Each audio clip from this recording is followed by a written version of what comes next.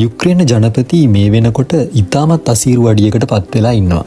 යුක්‍රේන යුද්ධයේ දිනපතා සිදුවෙන ජීවිතහානි නිසා ඉදිරි ආරක්ෂක වළලුවල සෙබළුන් හිඟකම, ඇමියුනිෂන් හිඟකම වගේම යුක්‍රේනයට යුරෝපයෙන් සහ ඇමරිකාවෙන් ලැබෙන යුද ආධාර අවිනිශ්චිත තත්ත්වයකට පත් වෙලා තියෙන එක මේ වෙනකොට යුක්‍රේන ජනපතිට විශාල ගැටලුවක් බවට පත් වෙලා තියෙනවා.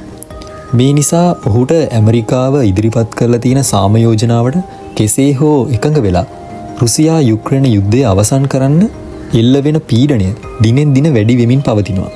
ඉතින් සෙනසුරාදා උදෑසනත් කියව් නගරය රුසියාවේ දැවැන්ත ප්‍රහාරයකට ලක් වුණා. රුසියාව ඩ්‍රෝන යොදාගෙන එල්ල කරපු මේ ප්‍රහාරයනුත් මේ වන විට දේපල හා ජීවිතහානි සිදු ඇති බව යුක්‍රේනය නිවේදනය කරලා තියෙනවා.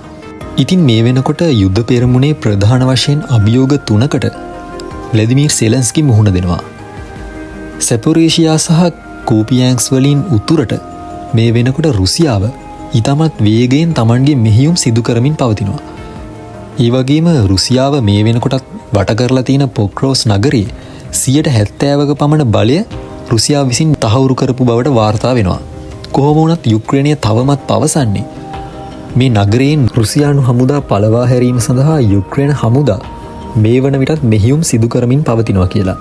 ඉතින් යුක්‍රේන ජනපතිට එල්ල වෙලා තියෙන අලුත්ම අභියෝගයේ විදියට ඔහුගේ කාර්ය මණ්ඩලයේ සමීපතමයන් මේ වෙනකොට දූෂණ චෝදනාවලට ලක් වෙමින් පවතිනවා. මේකේ ප්‍රතිඵලයක් විදියට යුක්‍රේන චීෆ් ඔෆ් ස්ටාෆ් ඇන්ඩ්‍රි යමාක් Tamanගේ ධූරයෙන් ඉල්ලා අස් වෙලා තියෙනවා. ඉතින් මේ සිදුවීම යුක්‍රේනය සහ ඇමරිකාව අතර සාකච්ඡාවලට ඍජු බලපෑමක් එල්ල කරනවා. මොකද මේ ඇන්ඩ්‍රි යමාක් වොෂින්ටනයේ සහ කීව් අතර සාකච්ඡාවල මෑත කාලය පුරාවටම ප්‍රධාන චරිතයක් වුණා. ඒ වගේම මොහු යුක්‍රේන ජනපති ව්ලාදිමිර් සෙලන්ස්කිගේ ඉතාමත් සමීපතම හිතවතෙක්. ඇන්ඩ්‍රි යමාක්ගේ පෞද්ගලික නිවස යුක්‍රේන ඇන්ටි කරප්ෂන් ඉන්වෙස්ටිගේටර්ස්ලා හදිසි පරීක්ෂාවකට ලක් කරලා පැය කිහිපයකින් අනතුරුව යුක්‍රේන ජනපති මොහුගේ තනතුරෙන් ඉවත් වීම නිවේදනය කරා. මෙම නිවේදනය සිදු කරමින් යුක්‍රේන ජනපති ව්ලාදිමිර් සෙලන්ස්කි ප්‍රකාශ කළේ ඔහුගේ ජනපති කාර්යාලය නැවත ප්‍රතිසංවිධානය කරනවා කියලා. ඉතින් ඇමරිකා එක්සත් ජනපදයේ සමග පවත්වන්න යන මීළඟ සාකච්ඡා වටයට එක්වන නිලධාරී කණ්ඩායමෙනුත් යමාක්ගේ නම මේ වන විට ඉවත් කරලා තියෙනවා. කොහොම වුණත් ඇන්ඩ්‍රි යමාක්ගේ ක්‍රියාකලාපය පිළිබඳව යුක්‍රේන ජනතාව තුළත් මෑත කාලය පුරාම එතරම් පැහැදීමක් දකින්න තිබුණේ නැහැ. ඉතින් රුසියාව හා යුක්‍රේනය අතර යුද්ධය නැවැත්වීම සඳහා ඇමරිකාව සමග ඉදිරියේදී පවත්වන්න නියමිත සාකච්ඡා සඳහා යුක්‍රේනය මේ වන විට සූදානම් වෙමින් පවතිනවා කියලත් යුක්‍රේන ජනපති මෙහිදී අදහස් දැක්වුවා.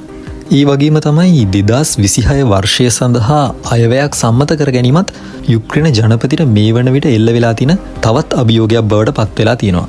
මොකද මීළඟ වසරේදීත් රුසියාව සමග යුද්ධ කිරීමට සිදු වුණොත් එහිදී ආරක්ෂක අවශ්‍යතා සපයා ගැනීමට ජනතා සහයෝගය තවදුරටත් යුද්ධය සඳහා පවත්වා ගැනීමට වගේම යුද්ධය පුරාවට ආර්ථික ස්ථායීතාවය පවත්වා ගැනීමට 2026 වර්ෂය සඳහා වන අයවැය සඳහාත් යුක්‍රේන ජනපති මේ වන විට Tamanගේ අවධානය යොමු කරලා තියෙනවා.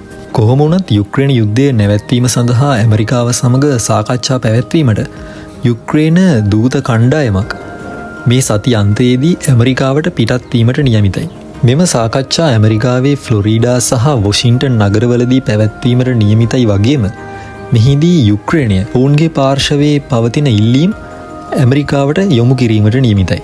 ඉතින් ඇමරිකාව මේ වෙනකොට රුසියා යුක්‍රේන යුද්ධය නැවැත්වීම සඳහා මැදිහත් වෙලා තියෙන්නේ නේටෝ රටවල් වලට ඇහුම්කන් දීමකින් තොරව.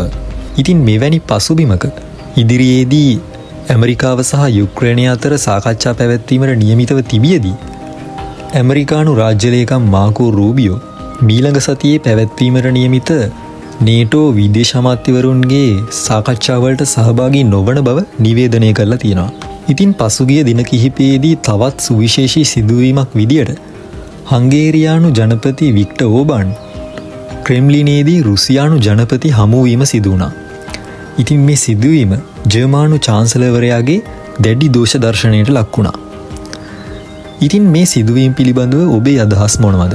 යුක්‍රේන යුද්ධය නැවැත්වීම සඳහා ඇමරිකාව සහ යුක්‍රේණය අතර සිදුවන සාකච්ඡා සාර්ථක වෙයිද? මෙවැනි වීඩියෝ නරඹන්න අපගේ channel එක අදම subscribe කරලා තියාගන්න.